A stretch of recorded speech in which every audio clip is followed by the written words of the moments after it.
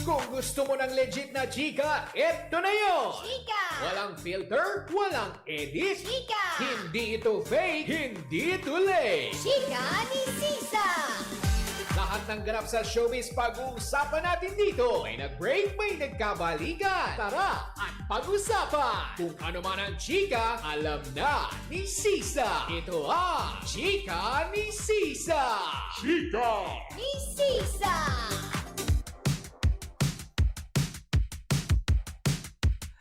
Isang magandang hapon, Metro and Mega Manila! Kapiling nyo na ang patron ng pagiging chismosa. Wow! Binigyan ng sariling title yung sarili. Ang nag-iisang patron ng pagiging chismosa. Kapitana Sisa. Sa magandang hapon, Metro and Mega Manila, sa mga nanonood via our digital platforms on Facebook, TikTok, at sa ating mga team replays on our YT channel. Hello po sa inyong lahat sa mga kaimpanig ng mundo at ng Pilipinas. Hello Philippines and hello world. Ganon. Diba? Sa magandang hapon pa rin po sa inyong lahat dyan. At syempre sa lahat ng mga pumapasada ngayon sa lansangan. Ang ating mga masusugid na mga Grab drivers, in-drive drivers, Lalamove drivers, ang mga riders natin mula sa JNT. Hello po sa inyo, hindi ba? At syempre ang ating mga rider mula sa Angkas, Joyride at Move It. Hello po sa inyong lahat dyan. For sure yung iba sa inyo nag-merienda. Ayan, yung hatiran ko kayo ng chika sa inyong merienda. Wow, magka-rhyme. Grabe, ganun yun. Good morning, Otemo. Nasasanay ako good morning. Hindi, good afternoon. Sa inyong lahat at syempre sa lahat pa rin po ng ating mga pangga. Eto na ang chika ni Sisa. Hello po sa inyong lahat. Good afternoon. Pero bago tayo tuluyang tumungo sa ating first chika, gusto kong batiin ang mga nagsaselebrate ng kanilang mga birthday. Ayan ang aming kasamahan dito from the accounting department. Laging kala mo may laban ng swimsuit competition. Oo, si Dulce. Happy birthday, Dulce! Ayan. Dulce, hindi mawawala yung yung ritual. Diba? Eto na, kakantahan na kita. A one, a two, a 1, 2, 3. Hawak niya ang brief. Wow! Akala mo, hinawakan ng brief. Diba? Eto na. 1, 2, 3, go. Birthday na ni Dulce. Birthday ni Dulce. Ngayon, get, ow! Happy birthday, Sex Ma'am Dulce. At syempre, birthday din ng isa sa aming engineering team. Ayan, si Recto Hamilio. O, diba? Happy birthday, Recto. Wala ka man ngayon dito. Tandaan mo, may biyernes pa dahil kahit holiday bukas, pwede ka magpakain sa biyernes. Ganon yon, diba? Happy birthday po. Siyempre sa lahat ng mga nagsaselebrate na kanilang mga birthday, pwede nyo po yan ipadala, o, diba? Sa inyong mga cellphone.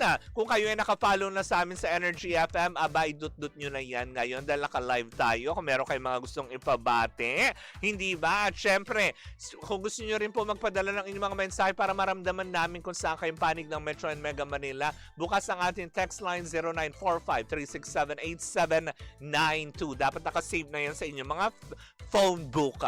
Pero eto na ang ating first chika! Nako, nakakaloka, Intiens. Mainit na pinag-uusapan ngayon all over social media ang wala pa naman din kumpirmasyon pero nagkakagulo na. Oo, nakakaloka. Hindi dahil sa aking kagandahan. Wow! Wala man akong buhok. Maganda. Payat man ako, maganda pa din. Kaysa naman yung... Ayoko na. No. Eto na nga, mainit na pinag-uusapan pa rin all over social media ang napipintong paglipat daw ni Marian Rivera sa Kapamilya Channel. Oh my gosh, totoo ba yun? Nakakaloka. Maski ako parang hindi rin ako naniniwala. Totoo ba yung usapin na yan? Kasi maugong daw ang usapin ngayon na parang daw bang nakikipag-usap or nakipag-usap na si Marian Rivera sa ilang mga executives ng Kapamilya Channel na kung saan nga naman baka proyekto lang. 'Di ba? Baka may project na gagawin. Kasi nga naman, 'di ba? Bakit kanyo lumutang itong chika na ito? Kasi nga, 'di ba, nung last time na nagkaroon sila ng movie ni Ding Dong Dantes, is yung The Rewind, ay ang co-producer din nito ay ang Star Cinema. So, alam mo yun, hindi ko rin makita yung logic ha? Baka naman pwede lang din gumawa, 'di ba? Kasi si Ding, kung ikaw prime time ka ng GMA7, ba't ako aalis dito? Reyna ako eh. 'Di ba? Na parang wala namang masama kung tumanggap ako ng trabaho. Pero bakit maugong ang usapin patungkol dito na yun nga daw meron na daw pag-uusap na nagagana pero wala pa naman din gusto magkumpirma at wala pa din mga official statement galing sa ABS-CBN or kay Marian Rivera patungkol dito sa usaping ito. Pero yung mga tao ay patuloy pa rin yung espekulasyon nila na posible nga daw na tumawid nga daw itong si Marian. Kung sakali naman tumawid, wala naman ako makita ding masama. Kasi kung hindi ka tatawid, masasagasaan ka. Ano, tatayo ka lang sa kalye? Huwag kang tungaw. Hindi, yung pagtawid ng bakuran. Diba? Wala naman sigurong masama kasi ginagawa na yan halos lahat ng artista ngayon, hindi ba? Na sa iba't ibang network, may mga gumagawa ng projects sa GMA pero may ginagawang projects sa TV5. Yung iba naman taga ABS-CBN, nakikita naman natin sa GMA7. Diba? Na mas maganda at lumalawak yung kanilang avenues at ang kanilang work, scope of work ba ang tawag dito, diba? Na parang, 'di ba? Bakit kailangan nating intrigahin? Kung sakali naman din produsan sila ng Star Cinema at maki-co-prod ulit sa gagawing proyekto kasi parang naibalita na natin ito sometime last year na meron nga daw gagawin. Itong si Marian Rivera at Ding Dong Dantes na ipoproduce daw pero wala pa rin kumpirmasyon ng Star Cinema. 'Di ba? Na kung tutuusin naman, alam naman din natin, sabi nga ng ilang mga netizen, basta ang Star Cinema nag-produce, alam mo talaga kaagad na papatok eh. 'Di ba? Bakit? Bakit kailangan may ganun na pag may alam mo yun, kukumpara? Bakit hindi rin ba kayong papatukin at paputukin ng GMA Films ng ibang mga film outfits, yung mga pelikulang kanilang pinoproduce? Baka naman depende rin naman talaga sa pagtanggap. Kasi naniniwala naman ako kung magaling mag-promote ng mga pelikula at projects, papatok yan, hindi ba?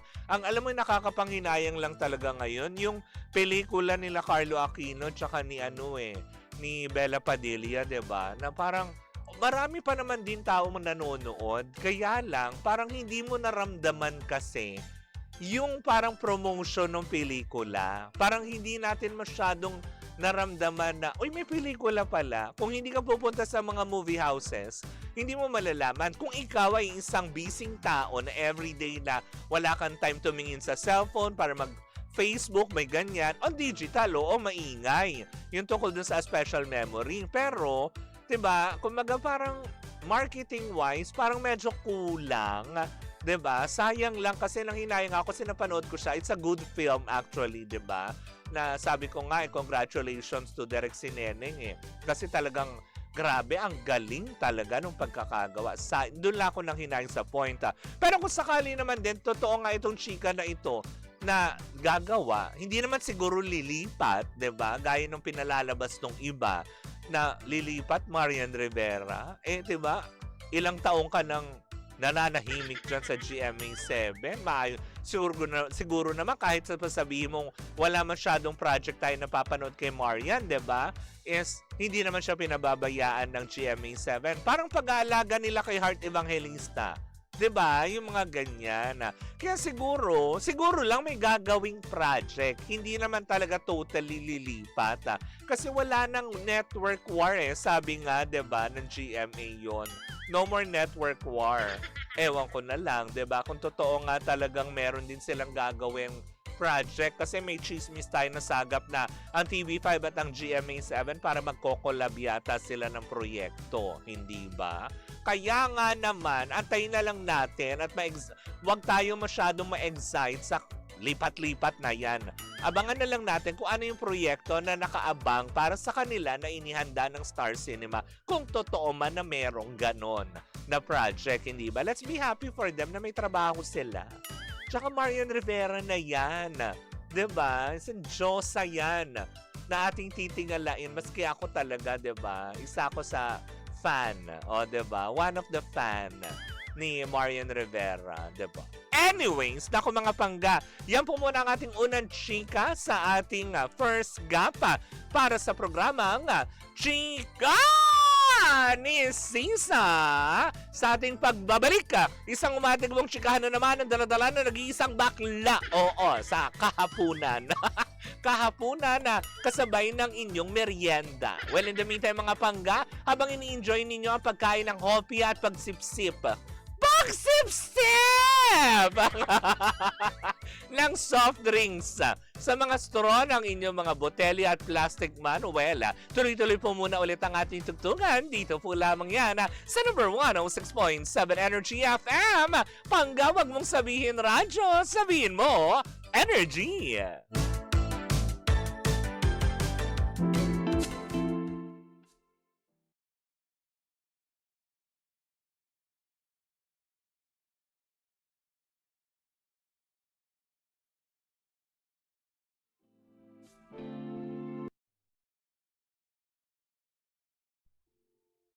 Yun ko. Hello. I'm still here. Diba? So, nandyan pa kayo.